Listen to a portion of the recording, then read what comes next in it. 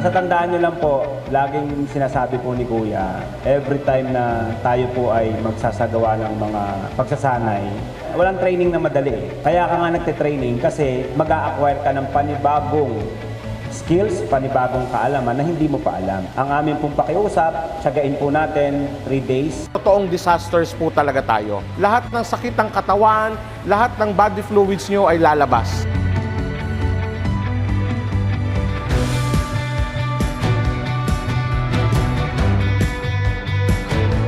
Ang ating goal, makasunod doon sa goal din ng ating kuya, kung ano po yung gusto niyang mangyari sa mga darating na panahon na maging established din tayo pagdating sa mga ganitong response. Hindi lahat ng tao may opportunity na gaya ng opportunity nga sa atin. Ang sakit ng katawan mawawala, pero yung knowledge na ma-acquire mo, kung i-maintain mo siya, hindi na mawawala yun. Ibang level po ito.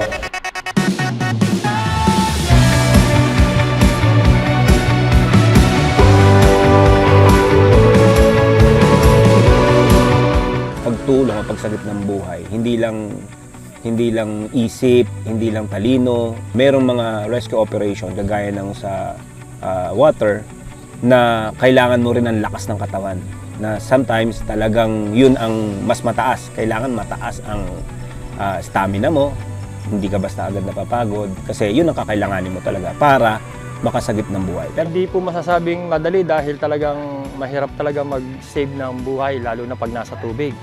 At saka hindi rin to biro pala na basta-basta mo lalapitan yung i-approach yung nalulunod dahil ang possibility, maaring dalawa na kayong malulunod. Kung hindi mo tama magagawa, yung mga i-apply mong natutunan sa 3 days na ito.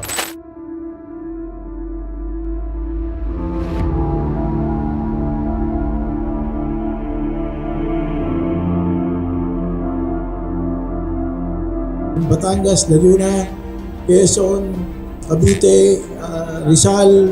Those things are the areas na talagang pwede natin sabihin, yan ang first responder. Kasi kung ang Metro Manila ang tatamaan, ang siguradong sa atin dyan ay yung mga outside Metro Manila.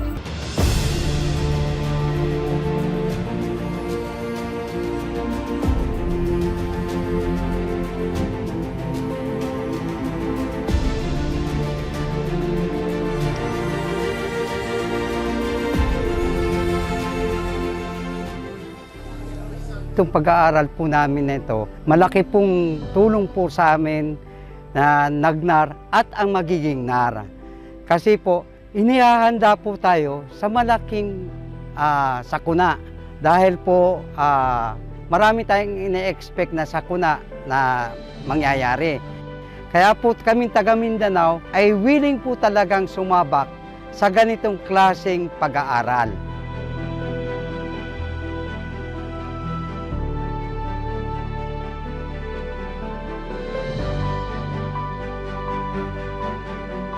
Una-una, syempre medyo of course very humbling, pero yung makikita mo sa kanila yung yung willingness na matuto. Of course, merong absorption, pero sa isang training kasi hindi naman immediate yung absorption lahat, totally hindi naman Kaya itong exercise na ginagawa natin ngayon, dito natin makita yung kanilang organizational structure. Yung mga simpleng bagyo, simpleng nagkokos na talaga siya ng disaster sa atin. Kaya kailangan mag-level up din tayo ng knowledge, ng skills ng mga responders natin sa news and rescue. Siyempre lahat po yan ay initiated and lahat po yan ay idea po ng ating Kuya Daniel na pinaka-hepe po natin sa news and rescue. Pinapa-experience natin sa mga participant kung papaano yung pagsasagawa ng tamang application ng fireman's drug. Kasi during the search and rescue operation, isa ito sa maaari nilang gamitin to recover and to rescue the victims natin. Kaya yung pagod, yung hirap, yung sakit ng katawan ay talagang pinapa-experience natin sa mga participants natin.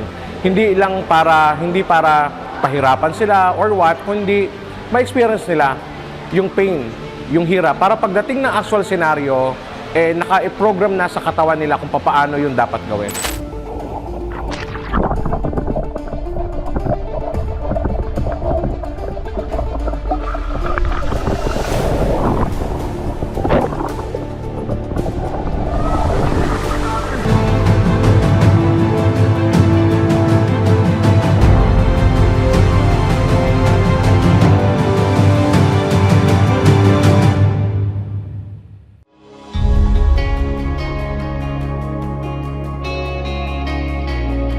talagang naboost po talaga yung aking parang yung tiwala sa sarili, unang-una sa Diyos, pangalawa sa self-confidence, talagang ayun po yung isang malaking aspeto na nagawa sa akin.